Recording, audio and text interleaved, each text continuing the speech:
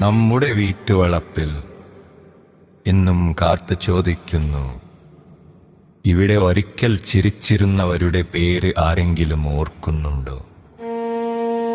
കായലിന്റെ കരയിൽ നിന്നു ഞാൻ കേട്ടത് അമ്മയുടെ പാട്ടല്ല, കാലത്തിന്റെ കരച്ചിലായിരുന്നു.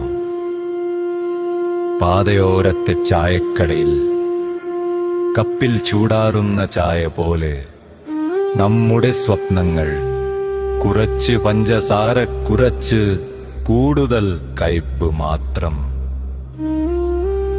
മണ്ണ് പൊടിഞ്ഞു പോകുന്ന വഴികളിൽ ഞങ്ങൾ കാൽപ്പാടുകൾ വെച്ചത് ഒരാൾക്കെങ്കിലും നമ്മളുണ്ടായിരുന്നു എന്ന് പറയാം.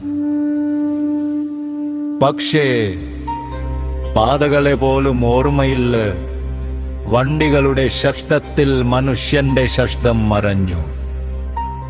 എന്നിട്ടും ചെരുവിൻ കരയിലിരുന്ന് ഞാൻ വീണ്ടും ചോദിക്കുന്നു, ജീവിച്ചിരിപ്പിന്റെ അർത്ഥം ഇത്ര ചെറുതാണോ?